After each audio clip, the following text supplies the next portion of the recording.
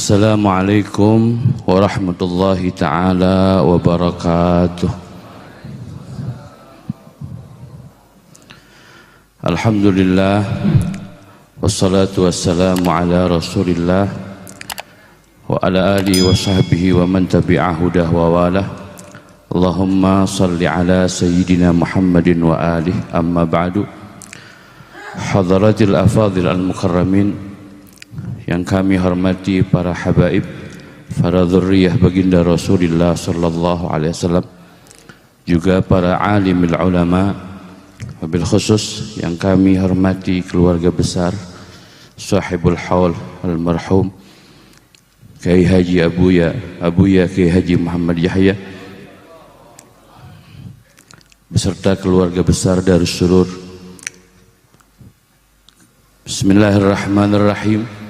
Kami ditugaskan di sini untuk membacakan sekelumit tentang manaqib beliau. Adapun tentang kelahiran serta orang tua beliau radhiyallahu taala anhu. Beliau radhiyallahu taala anhu dilahirkan di kota Bandung pada hari Ahad tanggal 1 Desember 1917 Masehi, bertepatan dengan 17 Safar 1336 Hijriah. Adapun ayah beliau radhiyallahu taala anhu adalah bernama Kiai Haji Muhammad Azhari. Juga beliau adalah seorang ulama yang terkenal kesolehannya dan mengamalkan ajaran-ajaran baginda Nabi besar Muhammad sallallahu alaihi wasallam. Adapun ibunda beliau bernama Hajjah Khadijah adalah seorang wanita yang salihah, sebagaimana yang telah ditegaskan oleh baginda Rasulullah sallallahu alaihi wasallam, al-ummu madrasatul ula, ibu adalah tempat belajar yang pertama. Beliau dilahirkan dan dibesarkan serta dididik dari kalangan keluarga yang salih dan salihah.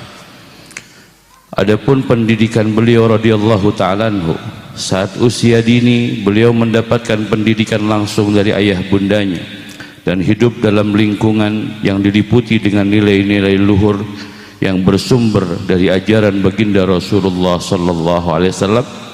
Selain belajar kepada ayah bundanya sewaktu kecil, beliau radhiyallahu ta'ala anhu belajar kepada seorang ulama, Kiai Haji Muhammad Zarkashi utama. Beliau juga menghatamkan Al-Quran dan mengkaji beberapa disiplin ilmu kepada gurunya. Seiring bertambahnya usia, beliau semakin giat dan aktif di dalam menuntut ilmu. Beliau radhiyallahu ta'ala anhu pun menyempatkan waktu khusus untuk mengunjungi para ulama, para aulia yang berada di Bandung juga di luar kota Bandung untuk menimba ilmu dan mengambil sanad serta ijazah mereka. Adapun dari sebagian ulama dan sebagian aulia yang telah melihat kesungguhan dan kegigihan beliau, adapun mereka para ulama dan aulia telah melihat kesungguhan dan kegigihan beliau radhiyallahu ta'ala anhu di dalam menuntut ilmu. Dan di antara para ulama juga para aulia yang mana beliau radhiyallahu ta'ala anhu menuntut ilmu dari beliau, dari mereka adalah yang pertama Al-Habib Al-Imam Al-Kutub Al-Habib Ali bin Hasan Al-Habib Ali bin Hasan Al-Attas radhiyallahu ta'ala anhu, yang masyhur dengan sebutan Al-Habib Ali Bungur. Juga dari Al-Imam Al-Hafidh Al-Musnid Al-Kutub Al-Doktor Al-Habib Abdullah bin Abdul Qadir bin Ahmad bin Faqih radhiyallahu ta'ala anhu.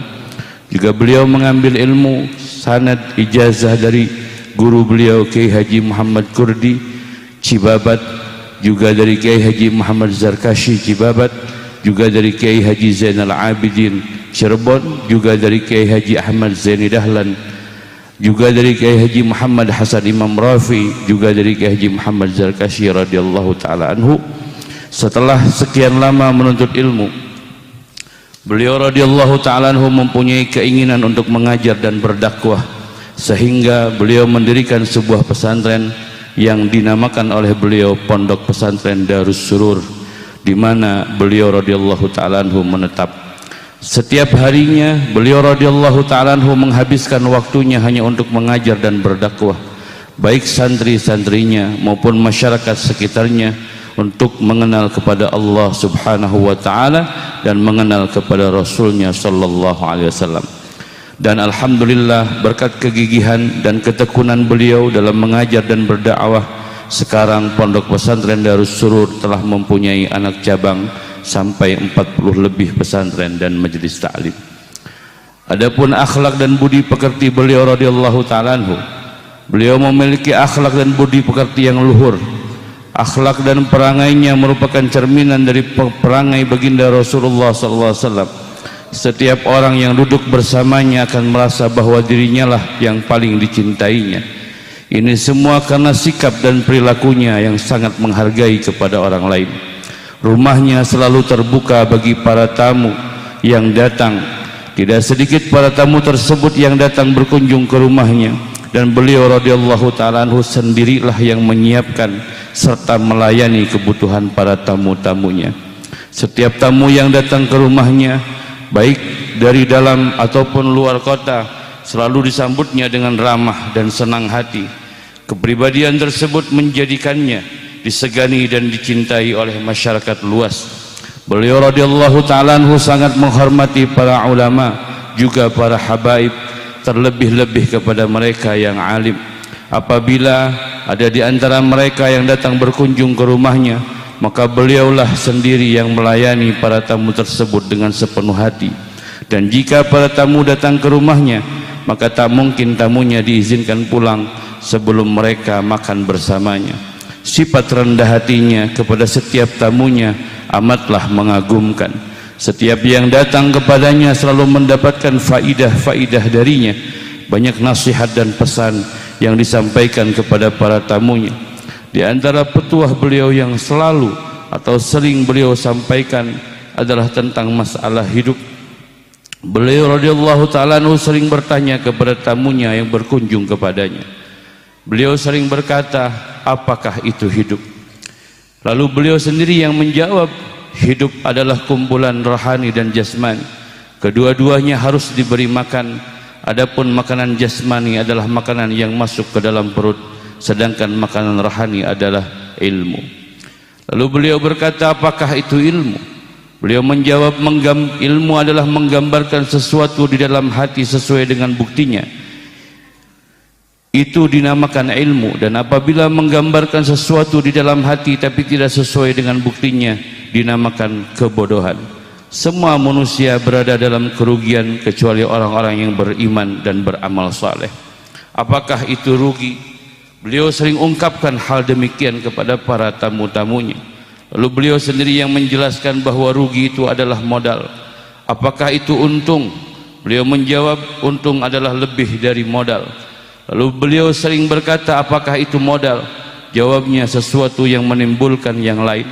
Semua manusia oleh Allah Subhanahu wa ta'ala diberi modal yang sangat berharga, yaitu hidup atau bernafas. Tetapi kebanyakan manusia tidak menghargainya, tidak menganggapnya sebagai modal yang paling utama. Yang ada dalam pikirannya bahwa modal itu adalah uang. Padahal jika orang disuruh tidak bernafas, jangan lama-lama, cuma 5 menit saja.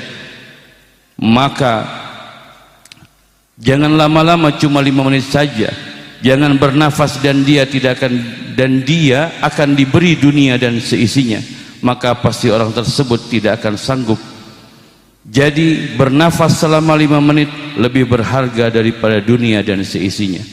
Itulah salah satu nasihat yang sering beliau ungkapkan kepada para tamu-tamunya, juga kepada keluarganya, yakni menjelaskan kepada kita semua tentang agungnya kehidupan, tentang agungnya anugerah dari Allah Subhanahu wa ta'ala yang bernama kehidupan. Adapun amalan dan keistiqomahan beliau radhiyallahu ta'ala anhu, beliau selalu mewajibkan dirinya untuk melaksanakan salat secara berjamaah di masjid. Bahkan hal itu tidak pernah beliau tinggalkan. Bahkan beliau radhiyallahu ta'ala anhu selalu menekankan kepada semua jamaahnya untuk salat berjamaah, karena salat berjamaah inilah ajaran atau anjuran baginda Rasulullah sallallahu alaihi wasallam. Bahkan sangat ditekankan oleh baginda Rasulullah sallallahu alaihi wasallam kepada umatnya.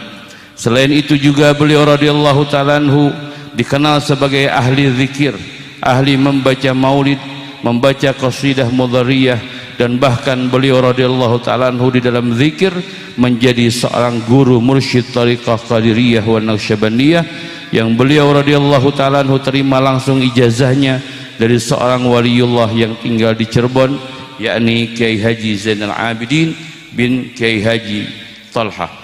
Dalam kesehariannya beliau radhiyallahu ta'ala anhu tak pernah lepas dari membaca Al-Quran dan aurad-aurad yang disusun oleh para sadatina ba'alawi, yang semua itu bersumber dari Al-Quran dan sunnah-sunnah baginda Nabi Muhammad SAW.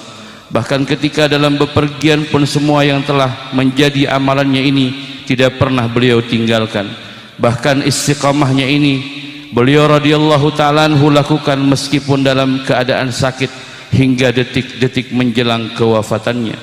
Dan amalan yang senantiasa beliau radhiyallahu ta'ala anhu lakukan adalah salat pada waktu malam, yakni terdiri daripada salat hajat, salat witir 11 rakaat, salat tasbih, dan salat-salat yang lainnya.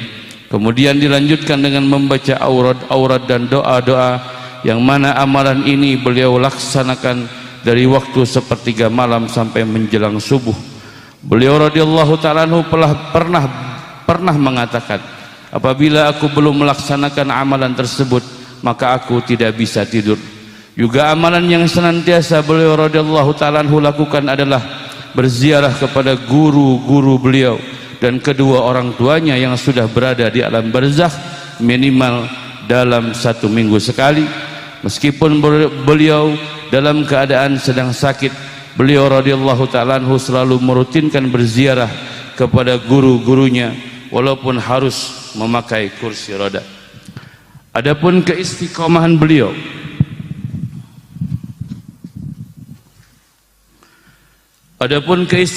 beliau radhiyallahu ta'ala anhu yang berbuah karamah, beliau selalu memperhatikan kebersihan hati dan kesucian jiwa, yang mana hal ini beliau radhiyallahu ta'ala anhu tekankan kepada dirinya sendiri dan kepada orang-orang yang meminta nasihatnya, hingga Allah subhanahu wa ta'ala pun mengaruniakan cahaya iman dan keyakinan yang kuat kepadanya, sehingga beliau mampu melihat apa-apa yang tidak bisa dilihat oleh mata orang awam, sebagaimana para salihin dan para aulia. Beliau radhiyallahu ta'ala anhu juga memiliki beberapa karamah dan kelebihan yang diberikan oleh Allah subhanahu wa ta'ala kepadanya, namun beliau sama sekali tidak suka menampakkan karamah dan kelebihannya itu.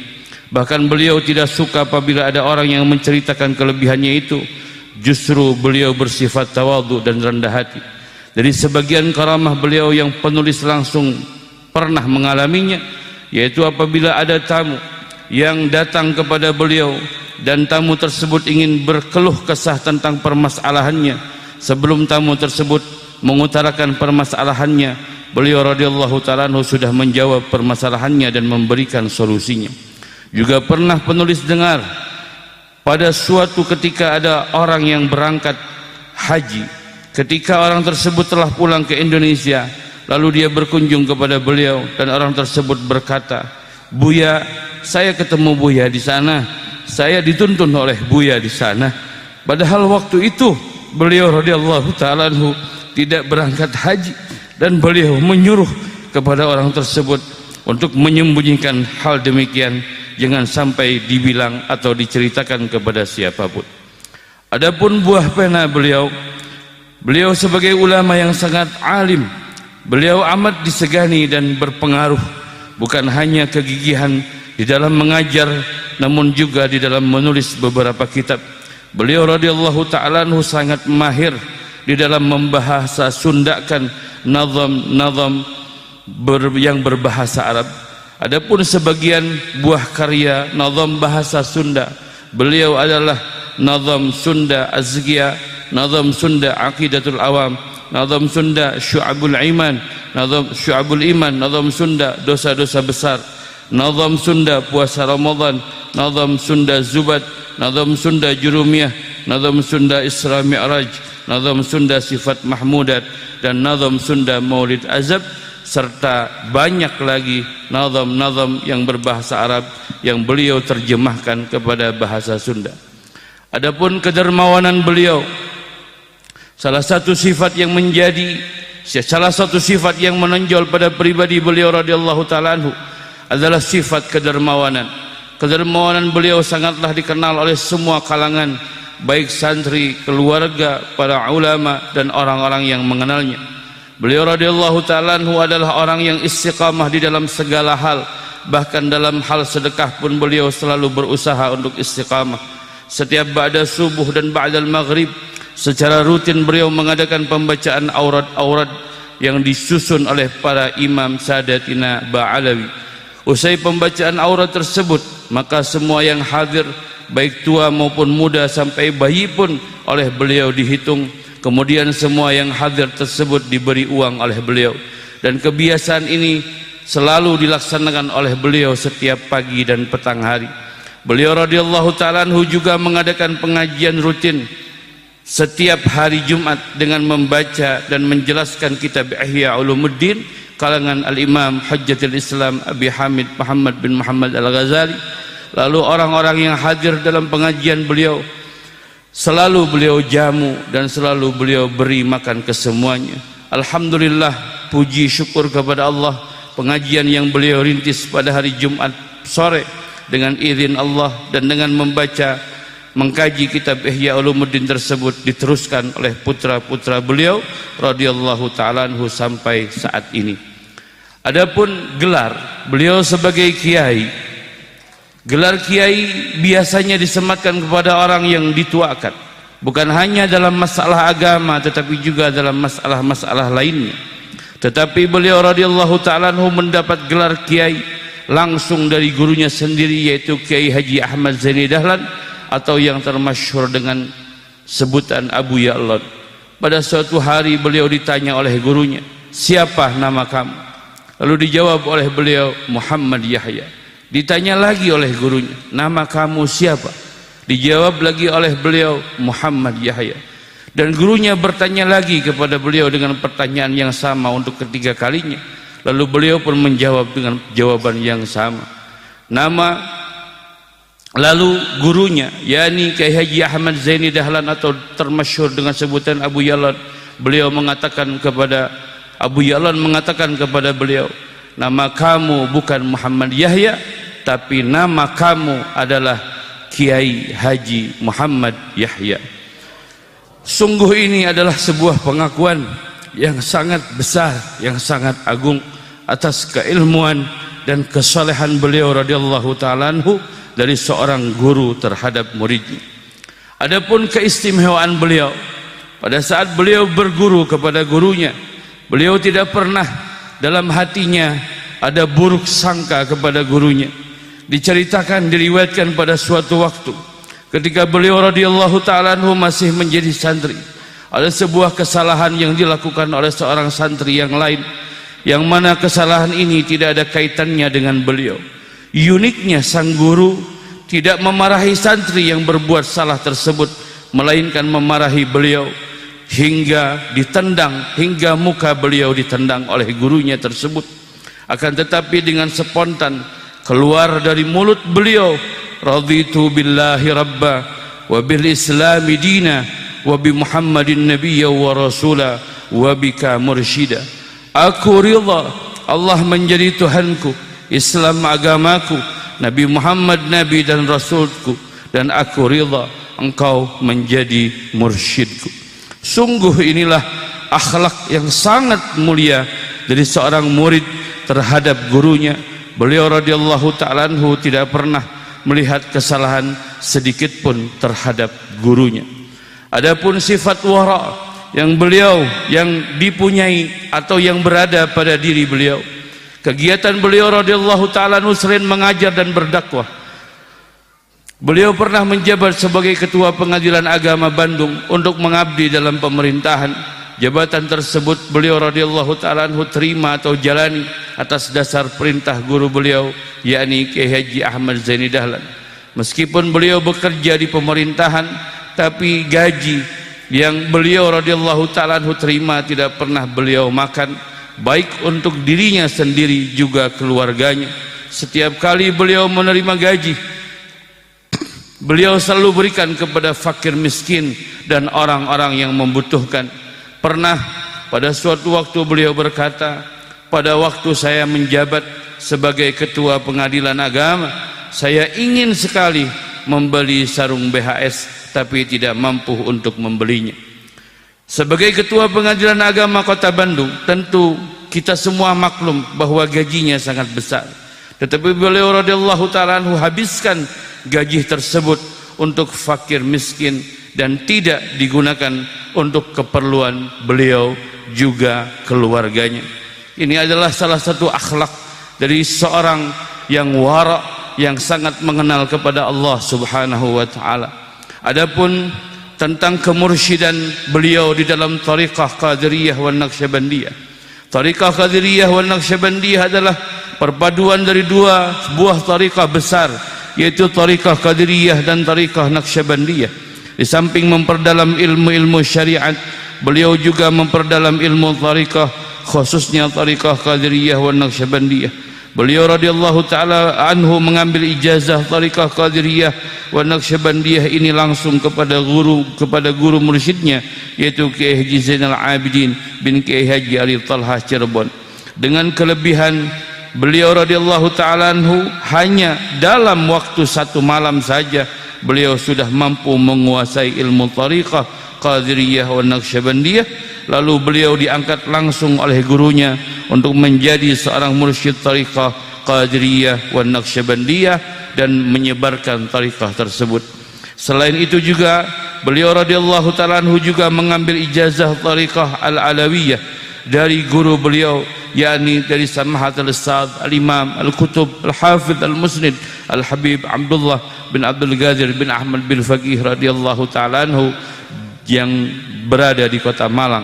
Juga beliau mengambil ijazah Aurad Alawiyah sekaligus Khirqah As-Sufiyah dari guru beliau yang di Jakarta, yaitu Al-Imam Al-Kutub Al-Habib Ali bin Husain Al-Attas radhiyallahu ta'ala anhu. Adapun dakwah beliau bukan hanya dakwah bil lisan, tapi beliau dakwah bil hal. Dakwah dengan perilaku beliau, dengan keadaan beliau, dengan keseharian beliau. Sebagaimana beliau adalah sebagai seorang ulama, selalu mencontohkan terlebih dahulu apa yang akan diserukannya kepada orang lain. Misalnya dalam hal seperti anjuran untuk mengerjakan salat sunnah, berpuasa sunnah, menuntut ilmu, beliau radhiyallahu ta'ala anhu telah menjadi contoh sempurna atas apa yang beliau anjurkan kepada murid-muridnya dan selalu istiqamah terhadap hal-hal tersebut. Semangatnya dalam menebar ilmu-ilmu agama di tengah-tengah masyarakat tak kalah dengan semangatnya saat beliau menimba ilmu. Bila biasanya pada suatu majlis si murid yang menunggu kedatangan gurunya, tapi di majlis-majlis beliau yang beliau asuh, beliaulah yang selalu menunggu kedatangan murid-muridnya. Beliau radhiyallahu ta'ala anhu sebagai figur ulama salaf yang tak kenal kata lelah dalam mengajar. Kesehariannya beliau radhiyallahu ta'ala anhu tidur karena beliau radhiyallahu ta'ala anhu ketiduran. Jadi beliau tidak pernah sengaja untuk tidur. Tidur yang mencarinya, bukan beliau yang mencari tidur. Dan itulah kebiasaannya sejak usia muda. Walhasil sejak muda hingga usia beliau menua, beliau radhiyallahu ta'ala anhu tetap mengajar dan bersahabat dengan kitab-kitab ilmu agama. Adapun tentang sebahagian akhlak beliau, salah satu ciri khas yang melekat kuat dan menjadi teladan bagi para santri, beliau radhiyallahu ta'ala anhu adalah sifatnya yang sangat murah hati. Di sisi lain beliau juga kerap menyembunyikan penyakit yang beliau alami. Semasa hidupnya beliau radhiyallahu ta'ala anhu banyak menyembunyikan penyakitnya, apalagi di depan tamu-tamunya. Dan kapan saja tamunya datang, jam berapapun, tengah malam sekalipun akan beliau temui, meski beliau radhiyallahu ta'ala anhu dalam keadaan tidak sehat. Beliau radhiyallahu ta'ala anhu memang seorang yang sangat penyabar. Walau demikian kemarahannya sesekali pernah terlihat, yaitu di saat beliau mengetahui ada hak-hak orang lain yang diambil oleh orang lain. Beliau pun berbicara tegas bahkan keras terkait hal-hal tersebut. Sementara apabila hak-hak pribadinya sendiri terzalimi, lagi-lagi sifat sabarnya menyelimuti kepribadiannya secara sempurna, bahkan tampak biasa-biasa saja bila hak-haknya diambil oleh orang lain. Dalam kesehariannya, beliau radhiyallahu ta'ala anhu tidak mau merepotkan orang lain. Bahkan sampai sepuh pun, sampai tua pun, beliau masih senang mencangkul tanah sendiri untuk membersihkan rerumputan yang tumbuh di sekitarnya, mencuci pakaiannya sendiri, bahkan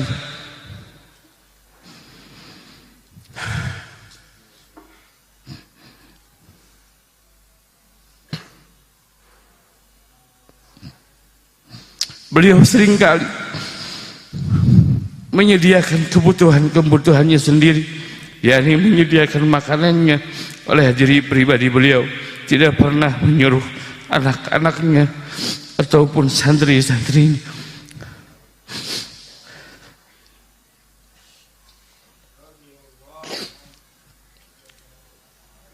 Dari semua sikap dan tindak tanduk beliau radhiyallahu ta'ala anhu, tampak jelas bahwa beliau adalah orang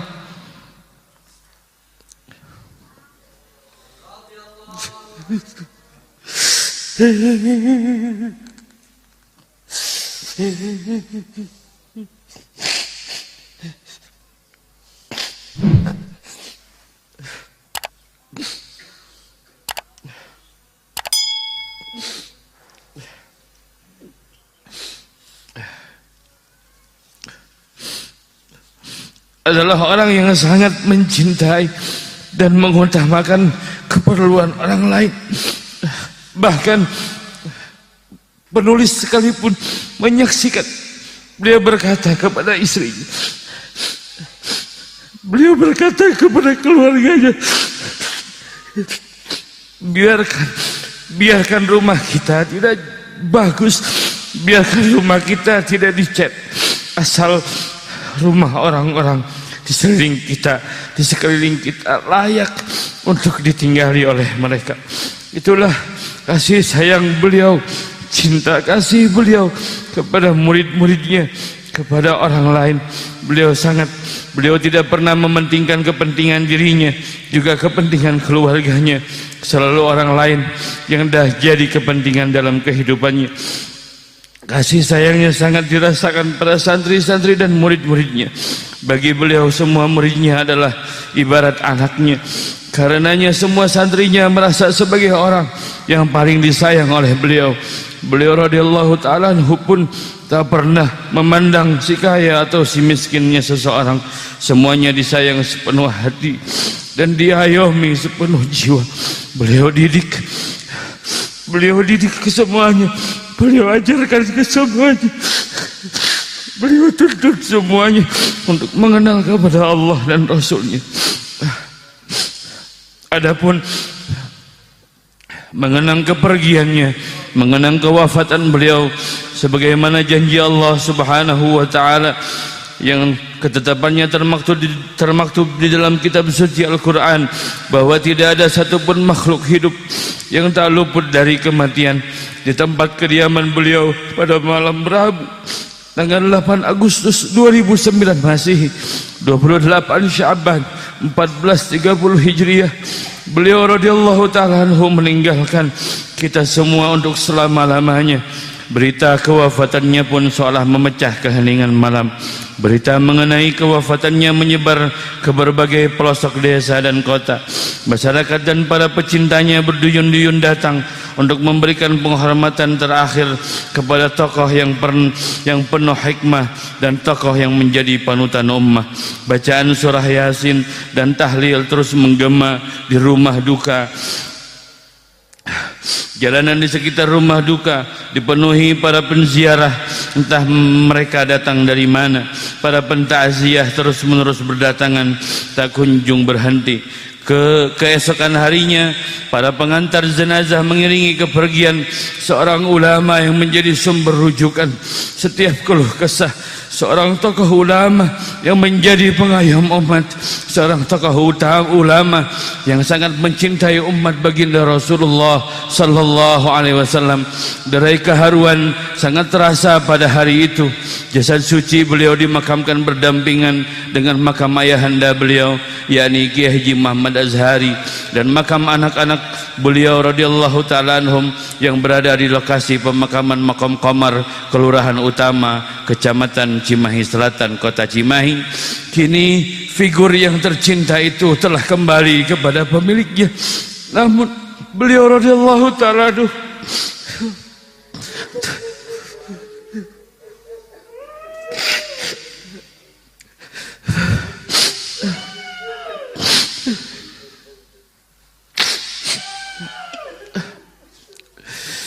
kini figur beliau radhiyallahu taala telah kembali. Kini beliau radhiyallahu taala telah kembali kepada pemiliknya.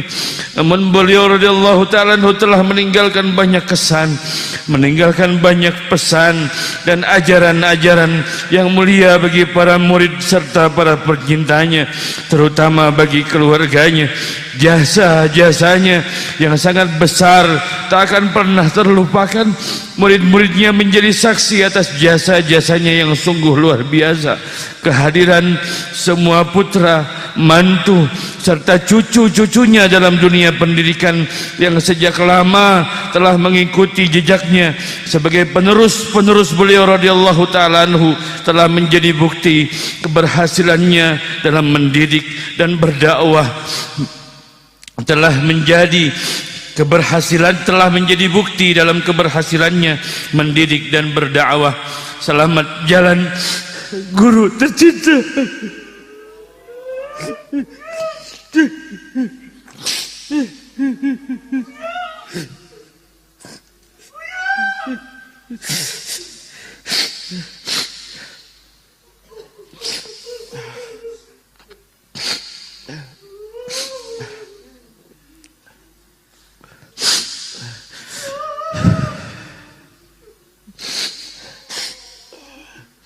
Selamat jalan guru tercinta.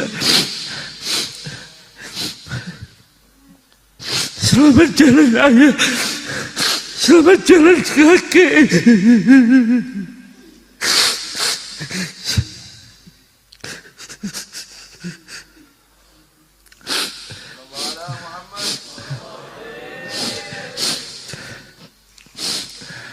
Selamat jalan wahai guru tercinta. Semoga kami, murid-muridmu, keluargamu, pecinta-pecintamu kelak bisa berkumpul dengan engkau di jannahnya Allah subhanahu wa ta'ala. Rabbi fanfa'na bibarakatihim wahdinal husna bihormatihim wa amitna fi tariqatihim wa mu'afati minal fitani. Hadanallahu ayyakum ajma'in. Wassalamualaikum warahmatullahi